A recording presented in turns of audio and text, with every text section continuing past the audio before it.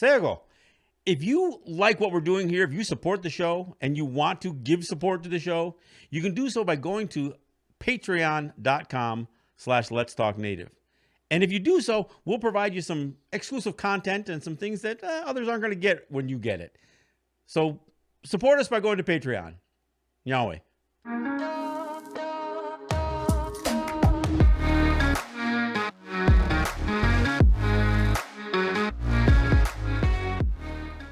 Let's Talk Native is produced at the LTN Studios on the Cattaraugus territory of the Seneca Nation.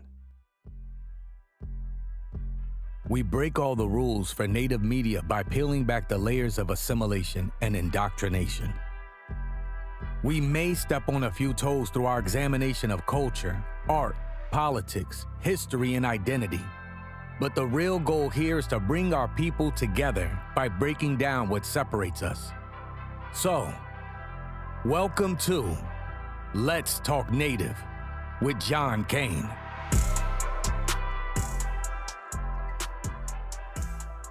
Sego, and welcome to Let's Talk Native. I'm John Kane. I'm your host. Let me just say this. New York State has always cheated and defrauded Native people.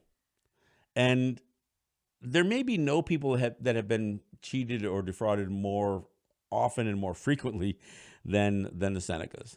So I want to go through some of this stuff because this idea that New York is this liberal state and that it's a progressive state and all of that other stuff couldn't be farther from the truth. I mean, and I'll go through a little bit of history. First, there's the Kinzua Dam. Now, the Kinzua Dam was a dam that was constructed on the Allegheny River to prevent or to offer flood control for Pittsburgh. So now the Senecas live on what is considered the New York side of the New York-Pennsylvania border. The Allegheny River runs through southern New York and then goes into Pennsylvania, and it contributes to some of the flooding that Pittsburgh, Pennsylvania experienced. There were many different approaches that were offered to offer better flood control for Pittsburgh. And one of them, not the best one, but one of them was to put a dam on the Allegheny River that would create the Kinzua Dam. It wasn't the best option from an engineering standpoint, but it was the best option when you considered who was going to be negatively impacted by putting such a dam up. It was the Senecas.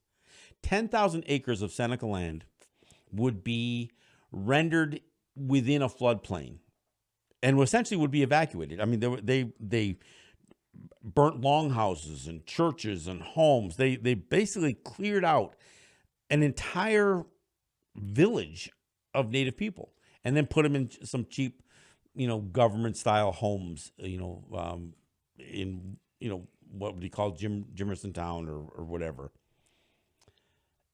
And the Senecas didn't have a whole lot of say here. And it was illegal. It was this illegal use of what is it? What do they call it when the state just grabs land? That's it. Eminent domain. Yeah, this use of eminent domain, which never should have been permitted. I mean, and I've always got to remind people that Seneca land and many of the Haudenosaunee territories, but Seneca land is very clearly defined in the Canandaigua Treaty as land that the United States would never claim. Never claim. And the word never. It didn't say wouldn't claim for a period of time. It said they acknowledged the land of the Senecas was their property and the United States would never claim the same, nor interfere with the free use and enjoyment of the land. Now, I'm not a big fan of this treaty, but that language was written by the white folks. That language was written by the federal government, by George Washington's representatives. So when eminent domain was used to flood out the Kinzua, create the Kinzua Reservoir and construct the Kinzua Dam, it was illegal, and the Senecas didn't have a whole lot to say about it. They were overrun. It was, and even the guys again who get labeled as these good guys like John Kennedy. There's actually some documents. It used to be in the Seneca Museum. I assume it's in the Cultural Center now, that suggest the remorse that John Kennedy had for supporting the Kinzua Dam. So why would John Kennedy support the Kinzua Dam? Well, he was running against Richard Nixon in a very close race, one that he barely won, and he needed to win. I know this sounds familiar. He needed to win Pennsylvania. So he had to endorse the Kinzua Dam project and see it through to its completion in order to win Pennsylvania and to become. So his political aspirations, even if he did have some moral objection to this thing, and John Kennedy was one of those guys who you can find some really nice quotes about how he viewed the native experience was. But he contributed to that native experience with the Kinzua Dam. So that's an example. The Thruway. The Thruway is another example. This is a strip of that New York State would take through Seneca territory, cutting off essentially part of the territory from almost as a straight shot through to the to Lake Erie. So they would put this through. They would grab this land, and they would only grab it as an easement. They won't. The property is still Seneca property, but they would pay such a small amount of money for that easement. It was only like $70,000. Now this is a toll road that New York State has been raking money in since the 50s, and they only paid $70,000 to the Seneca Nation. And on that road are not only just motorists, but commerce is conducted on that road. There's unfettered access for the U.S. commerce stream, the New York State commerce stream, to exist across that thruway. There are trucks every single day, tractor trailer loads, hauling products through Seneca territory. Now, the thruway provides no benefit to the people who are living on Seneca territory. It provides no benefit. We didn't need it. Nobody here needed it. And again, going back to Canandaigua Treaty, we were never supposed to be charged tolls for traveling on any part of our own land or the land that we ceded. Yet we still get imposed with a fee for traveling the thruway. So we don't even get free out of that deal. We didn't even get free tolls. So they put this road through, and it's part of the interstate. This is Interstate 90, and all this commerce goes through. And it's not just the road. Just beyond that are the CSX rail tracks. This railway, we don't even know what is traveling on the thruway in terms of hazardous materials. We don't even know what is traveling on the CSX tracks, except for what we see. And you know what we've seen? We've seen bomb trains traveling on that. These rail cars carrying Bakken crude through Western New York, all the way across the state, then down along the Hudson River to New Jersey and Philadelphia for export of all that Bakken crude being pulled out of other native territories in the Dakotas. But we don't even know what's traveling on those rail cars. They just rip through the territory. So their access for commerce is completely open. There's nothing that the Seneca Nation benefits from those rail tracks or from the thruway. I mean, we don't even travel it because, frankly, if we're heading out to the western part of New York, we wouldn't necessarily get on the section of road that goes through the thruway. I mean, so we don't use it on a daily basis unless we're traveling someplace and we have to use the toll road as the only viable option. But what about our commerce? Well, I'll tell you about our commerce. And I've talked about this just recently, but I'm going to bring it up again. New York State has done everything it can to keep Native people impoverished. Every time we've tried to utilize our territories for whatever benefits we could realize here, like regulatory advantages, we don't allow New York State tax on our territory. So for many years, we would buy products and not pay tax because we're using them here in our native territories. Well, the state has done everything they can do to put a stop to that. In fact, if we went to a department store or a big box store to buy materials or to buy a product, and we said, oh, we're tax exempt, we live on native territory, they said, well, first it was like, do you have a tax exempt number? So we developed a tax exempt number. And then they said, well, New York State won't let us not charge you tax unless we deliver it to you. Well, how much did it cost to delivery? More than the tax. So the benefit that we had about receiving goods on our territory without paying New York State tax, that all went away as far as consumers go.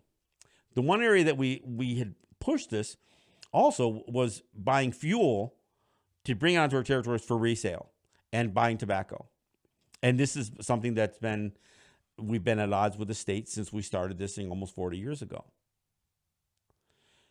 At some point, New York State put a stop to New York State wholesalers of tobacco products from delivering to us at all, essentially.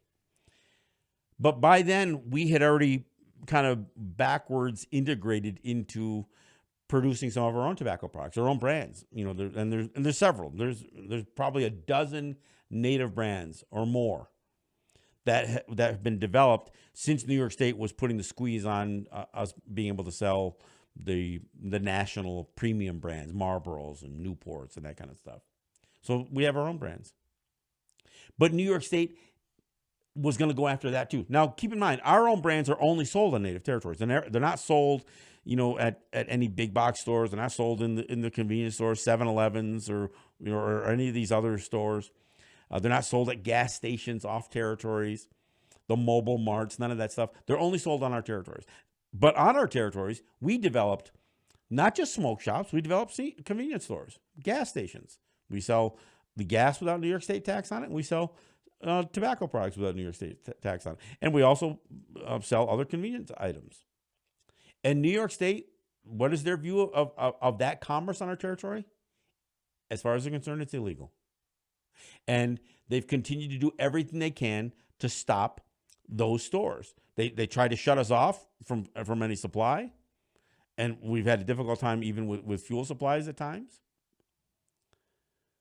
But now what they're trying to do is stop us from conducting native to native commerce from one territory to another. Because in the interest of developing native brands, we also have to be able to distribute those brands from one territory to another. So they've violated their own laws and their own Supreme Court rulings. Because one of the Supreme Court rulings that they try to hang on is the Atiyeh case, which was about a New York State wholesaler who was trying to continue to sell unstamped cigarettes to native territories by virtue of the fact that he had a federal Indian trader's license. And New York State fought them and went all the way up to the Supreme Court. The Supreme Court ruled in the state's favor, basically saying that there were a couple of other cases out there where the courts have upheld a minimum burden being imposed upon tribes for collecting tax of cigarettes.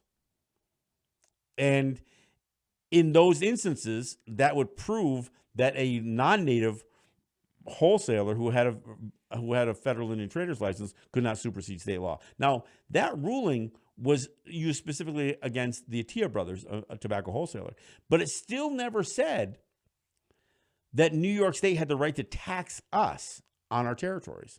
And in fact, the language of that case and the previous cases that they cited suggested that if we added value to a product, either through manufacturing or however, marketing, whatever, branding, if we added value, that's different than the state trying to tax us from buying Marlboros to resell. So it was clear that even in the Supreme Court ruling, and it was Justice Stevens that wrote this, basically said the idea of trying to tax a product that we're only buying from the American commerce stream onto our territory to sell to avoid taxes is different than us being taxed directly for a product that we're producing or that we're distributing or that we're manufacturing or that we're adding value to. That was clear, but New York State's going after it anyway. In fact, one of the wholesalers here in Seneca territory is being fined $1.3 million for his attempt at distributing or delivering as a delivery service, a native brand to a native smoke shop up in Mohawk territory. So this is the state still trying to shut down or threaten to shut down. Now, New York State's never been so bold to come onto our territories to try to stop a smoke shop.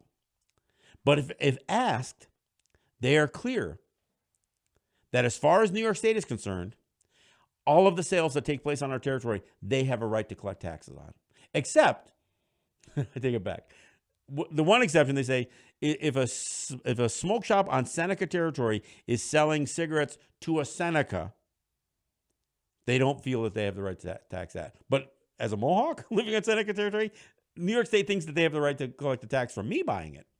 Or if I live here and I consume it here, New York State still thinks they have a right to collect tax on that. If somebody goes to the casino, a native venue, and buys a carton or a pack of cigarettes and smokes it there at the casino, New York State still thinks they have a right to tax that. If somebody from Pennsylvania comes to Seneca territory to buy a carton of cigarettes and takes it back to Pennsylvania to consume, New York State still thinks they have the right to tax that. They don't, but they think they have a legal right to do it. And that's why they're hitting this one wholesaler so heavily with this fine.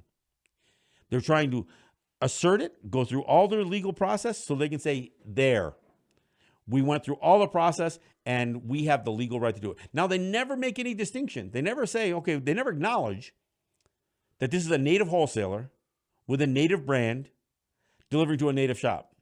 They just simply say, no, under New York State law, it's not legal. So that is part of the private sector economy of native territory. We also have New York State attempting to extort another $1 billion after they've already extorted $1.5 billion out of the Seneca Nation in terms of gaming revenue. That's still a battle that's going on. Now, I say it's still a battle, but again, let me restate. New York State already got the Senecas for, well, $1.4 billion. It should have been 1.6 as far as the state's concerned, billion. But when they cheated on their deal with the Senecas, which said they would provide a non-compete area, they would provide an exclusivity for Seneca gaming, the first thing the state did was begin to breach it. How did they do that? Well, they said 15 counties, all the western 15 counties of New York State, the Senecas would have an exclusivity to do gaming. But they carved out some language in that sounded like they were protecting the lottery system a little bit. But what it did was it allowed the state who was prohibited from doing this kind of casino gaming to use their racetracks as slot parlors. So to the extent that the New York State could compete under the language of their compact with the Seneca Nation, they did. They built 3 slot parlors in Western New York. One at the Hamburg Fairgrounds, which is a horse racing track. One at Finger Lakes and one at Batavia Downs, the other 2 horse tracks in Western New York. And for that, the Senecas withheld payment and ultimately kept $200 million of that revenue sharing payment. But they still gave $1.4 billion. $1.4 billion to New York State. And as that first term of the compact expired, the Seneca said, we'll pay no more. There's no language in the compact that has us paying past the 14-year initial term of our compact with the state. The compact continues because unless any of us, have any issues or qualms to raise, it has an automatic renewal period as long as neither side objects. So it went into its automatic renewal period. But missing in any talk of a renewal was an extension of the payments. So the Seneca said, we're not paying. New York says, oh, wait a second, you've got to pay. Took them into arbitration. The 2 white guys in the arbitration panel said, well, even though it doesn't say that, we're going to pretend that it does. So the two white guys on the arbitration panel in this dispute over Seneca gaming revenue sharing ruled in favor of the state and basically said we're going to reinterpret and add language to the compact that says you have to keep paying. And the Senecas say, hell no. So there's still this battle going on. And with that, if the Senecas do have to pay, it'll be another $1 billion to the state. In spite of the fact that the Senecas have taken a huge hit during this COVID epidemic. And look, right now there's probably $500 million that the state is trying to get from the Seneca Nation out of those revenue sharing payments because they stopped paying in a couple of years ago. And that $500 million is has much more value to the Seneca Nation than it does to New York State. New York State's going to squeeze money out of the federal government through their stimulus packages and their infrastructure bills and raising taxes, do whatever they do to increase their public finance. But the Seneca Nation has no other public finance other than their few nation enterprises like gaming and a couple of their gas stations. We aren't even comparing the same things when we're talking about what the Seneca Nation is doing to support itself versus what the state does. Two separate animals. So you've got New York State extorting money out of Seneca gaming. You've got New York State squeezing wholesalers to the tune of $1.3 million for conducting native-to-native commerce, with this overarching view that everything that we do here in our territories is illegal and unlawful, and at some point, as this wholesaler is experiencing, everybody could face consequences with New York State. So that's why I say New York State has always cheated the Senecas. And not just the Senecas, because obviously they are raking, they are extorting money out of Oneida, out of Mohawk territory for gaming revenue, and all of these they're viewing all of this tobacco sales as unlawful. And they have, to a certain extent, some support coming from the federal government. The federal government passes the CCTA, the Contraband Cigarette Trafficking Act, where they use New York State law essentially to define what is contraband and then reaffirm that. And then New York State comes back and says, well, see, it's contraband because the federal government said so. Well, they only said it's contraband because you said it's contraband. That's what is going on. So as I talk about the poverty that Native people experience, I'm talking about this in New York State, right? This is what we're dealing with, which is supposed to be one of the most liberal states in the United States, the most liberal state on the East Coast. But they're still screwing Native people. They are still defrauding and committing extortion against Native people, both as individual businesses and the nation itself. While their seaway cuts through Mohawk territory, unfettered access throughout the heartland of, all the way into the Great Lakes. While CSX rail tracks go through Seneca territory. While the thruway cuts through Seneca territory. Their access to commerce runs unimpeded. But ours meet state police, taxing agents, ignorant politicians who don't even know this stuff is going on. A racist governor in terms of Andrew Cuomo, who has his racist comments out there saying, well, the Senecas have a history of breaking agreements. Really? You're going to say that? A guy who will stand by this myth created about Columbus because he's Italian, so he's going to support these Columbus statues and Columbus Day. And his racist comments. He made some grandstand comment about this being a country of immigrants, almost completely ignoring the fact that Native people are not immigrants. And you know what? Black people who are the descendants of the slave trade, the chattel slavery that existed in the United States for so long, they aren't immigrants either. And the native people who look just like us, who migrate, to North America from Central America or South America, they're not immigrants either. They're refugees, oftentimes created by the poverty imposed by the United States on their countries as well. And you know what? That migration predates any white man ever being on this land. So yeah, I have a problem with a lot of the racism that we see that comes out of a state like New York. And it isn't just the right wing. It may be worse that comes from the Republicans, but the Democrats don't get let off the hook here. Like I said, Kinzua Dam, John Kennedy was responsible for that one. Much of the battles that we're having over this gaming revenue stuff, Obama administration was completely silent on it. The Clinton administration is when this gaming act that allows this kind of extortion to occur. There's been, 4 or 5 presidential administrations that have sat back and let this happen. It's not just an ass like Trump. So the experience that Native people have, even in states like New York that are supposed to be these liberal states, is one of extreme oppression. It's why I hope to introduce some of these debates into the Poor People's Campaign. Because there's a reason that Native people are poor. Not just because of urban blight and the creation of, the poverty that Black people have experienced.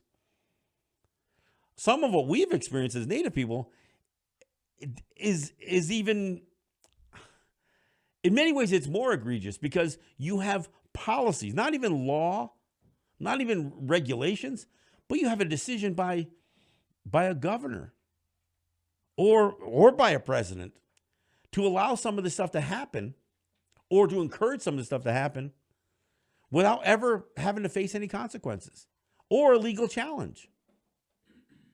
And of course, for us to challenge any of this stuff in their courts interpret state and federal law. Their courts are incapable of understanding where the limits of those laws are as it relates to sovereignty that is clearly acknowledged in some of the treaties. And what about those treaties? Well, they've all been broken. They've all been abrogated by the United States and New York State. Yeah, New York State forged some of those treaties as well. And one of the things that the federal treaties did was always affirm the state treaties. Affirmed them when it held us down or took land, but never returned anything when they were broken by the New York State or by the federal government. So when people want to understand why is there such poverty in quote-unquote Indian country, it's because it's been created. And it wasn't just created in North Dakota and South Dakota or in New Mexico. It's created in every one of the states that we've managed to hang on to some existence in.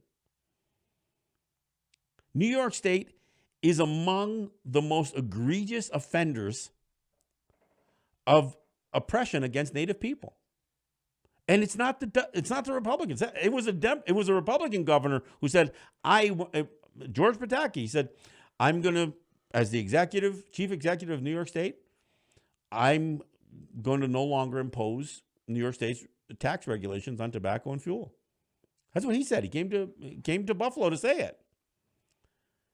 And there's been nothing that has been written or declared or proclaimed or promulgated by New York State that has ever changed that. Instead, you just get a truck pulled over. Somebody gets locked up. You have the state continuously trying to keep us from succeeding financially.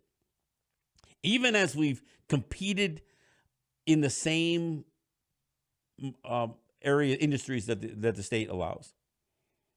Look, we didn't jump the gun on marijuana sales. We didn't create the tobacco industry. We just participated in it. It comes from us originally. Tobacco is a native product. But what you created out of the tobacco industry, we didn't create that. We just carved out a little piece of that. And that's what we're fighting New York State over. Gaming is what we're fighting New York State over. Our existence. Our ability to lift us up by our bootstraps. Yeah, you've heard the whole bootstraps thing. But every time we try to do it, we feel the wrath of a racist governor.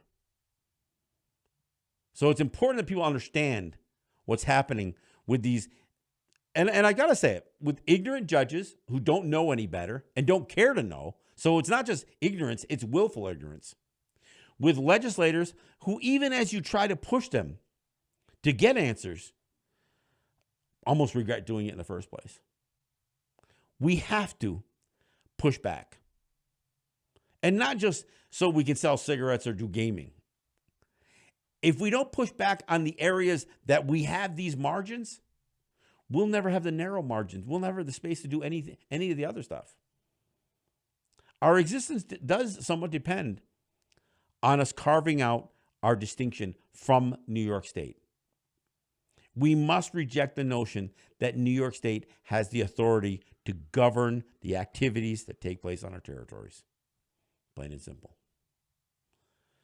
Because with that authority, they continue to keep us in abject poverty. That's the program, folks. I'm John Kane. This is Let's Talk Native. Yahweh.